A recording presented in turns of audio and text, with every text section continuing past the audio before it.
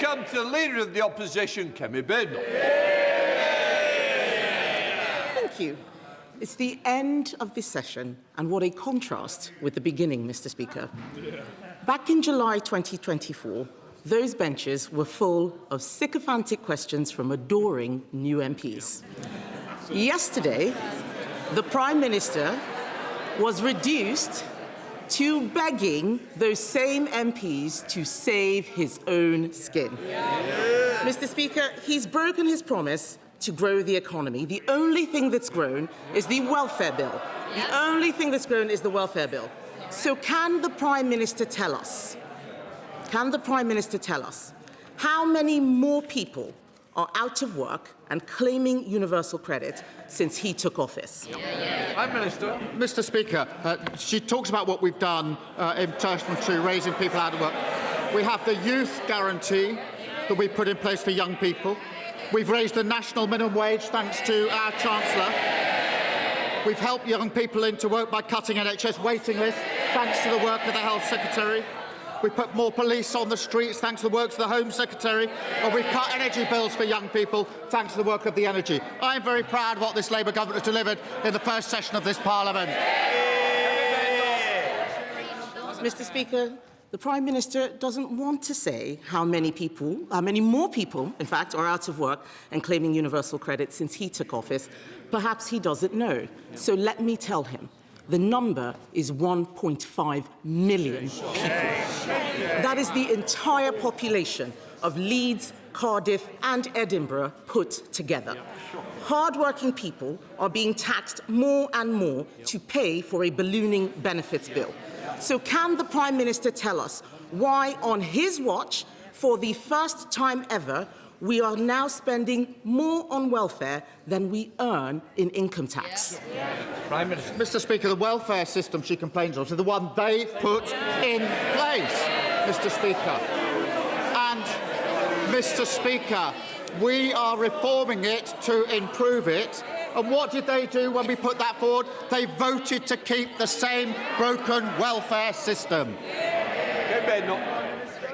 Mr. Speaker, that answer was as honest as his reason for sacking Ollie Robbins. Perhaps he'd like to apologise for that right now.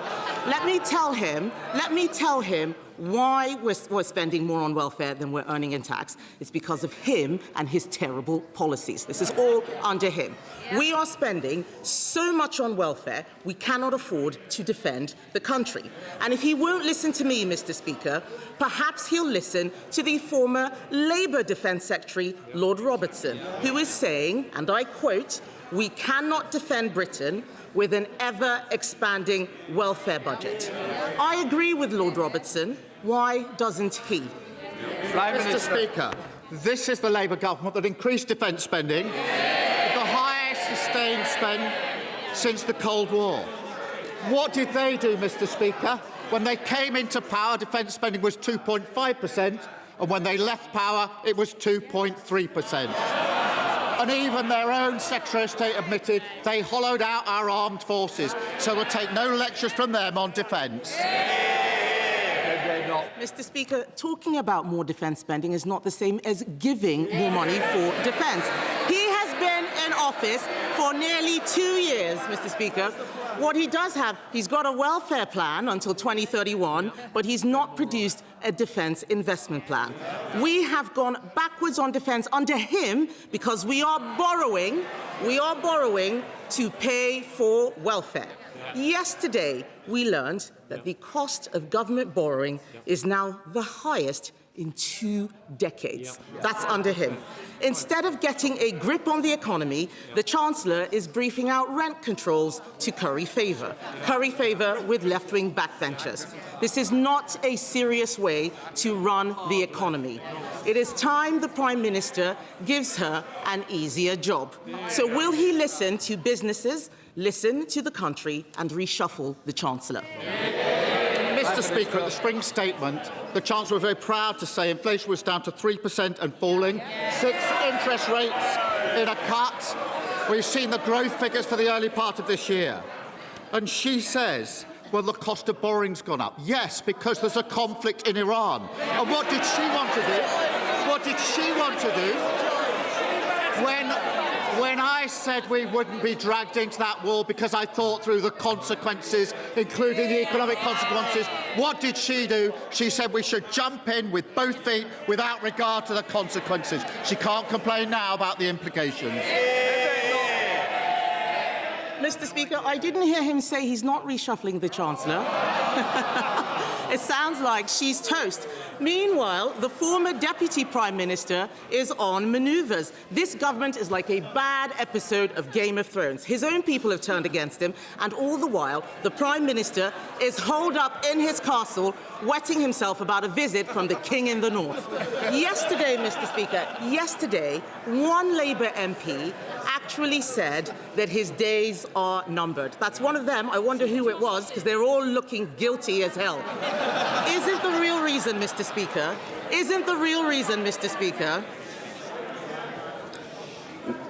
Mr. Speaker, isn't the real reason the Prime Minister can't cut welfare that he squandered all his political capital saving his own skin? Mr. Speaker, she talks about political games. That's what she was doing yesterday. This House considered our motion and rejected it decisively because everyone saw it for what it was, a desperate, baseless political stunt ahead of the May elections. And Mr. Speaker, whilst she and they were playing games here, I was chairing a meeting in Cobra, going through the contingencies and managing our war in the Middle East.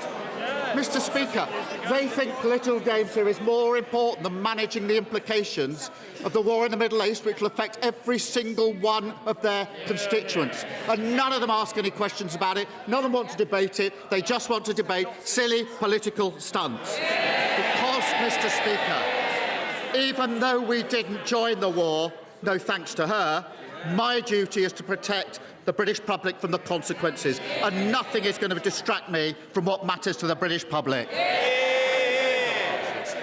Mr. Speaker, I think the whole country is sick of this man's tone-deaf, pompous moralising. Last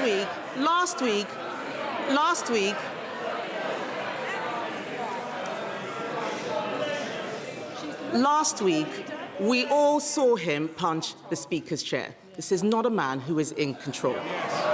Since the last King's speech, it's been one disaster after another.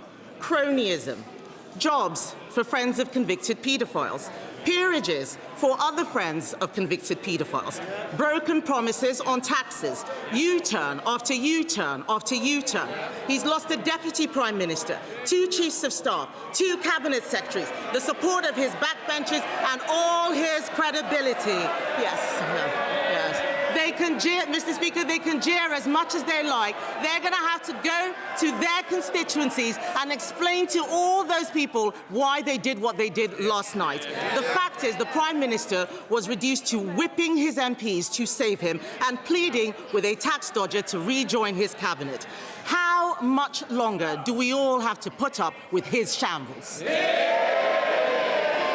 Mr. Speaker, I changed my party and I won a general election. She's changed her party, Mr. Speaker, because when I became leader of my party, their party was 3 times the size it is now. She's changed it. It's now even smaller than when she started at leader, because half of them are up there. And, Mr. Speaker, the stunt they played yesterday because they don't like what we're delivering. More rights at work, more security for renters, lifting 500,000 children out of poverty. That's our mandate, that's our mission, and nothing's going to hold us back. It was 18 months ago, I remember, that my late friend Terry Etherton was sitting up there, beaming down at the Prime Minister because he had just announced the government scheme to give compensation to those who've been wrongly sacked from the armed forces for simply being gay. But I have a constituent, Mr. Speaker, who lost his job in MI6 in the 1980s for his sexuality, and he's got no compensation. The security services also put their lives on the line for their country. It's just not fair. Would the Prime Minister find the time to sit down with my constituent and me so that we can work out together a way in which we can extend Terry's scheme so that the security services can also get justice? Prime Minister. Can I thank her for her dedicated work on this? I am very proud of the work we've done to recognise LGBT veterans. Mr. Speaker, on top of that, people in our security service are some of the bravest and most talented professionals who served our country. That some of them lost their jobs because of their sexuality is a historic wrong. And I can confirm today the Security Minister is assessing this closely, and I'll make sure that she's updated and has the meeting she's asked for. Said David, Leader of the Liberal Democrats. Thank you, Mr. Speaker. Yesterday, we heard Christian Turner, Peter Mandelson's replacement as US Ambassador, say that the only country Trump has a special relationship with is Israel, that the Prime Minister's job is in danger after next week's elections, and that in the US, Jeffrey Epstein's associates have evaded responsibility for their actions. The Prime Minister has had to fire one US ambassador for lying. Does he fear he'll now have to fire a second one for telling the truth? Prime Minister. Mr. Speaker, given what I've had thrown at me in the last 2 weeks by all the opposition parties, that's the least of my problems. But, Mr. Speaker, I know he likes stunts, but I was surprised he joined in the one yesterday, because his own business spokesman said last week, satisfied I had not misled the House. He, of course, his opening position was it was inconceivable that officials would give clearance to Mandelson and not tell ministers it was against the UK SV recommendation. That's what he said, and it didn't happen. I expect frivolous accusations from the Leader of the Opposition. Clearly, I was wrong to expect anything better from the man in the wetsuit. And David.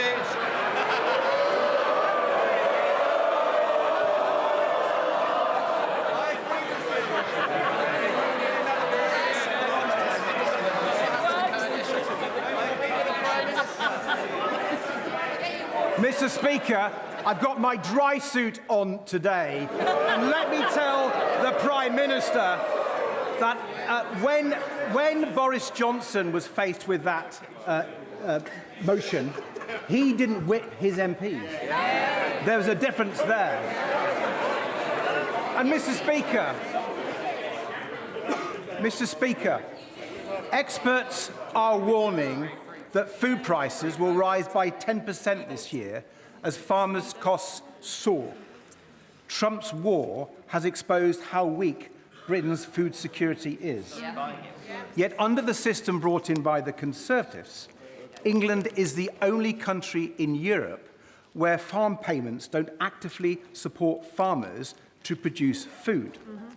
So will the King's Speech include a good food bill to fix that mistake and make sure people can afford the food they need?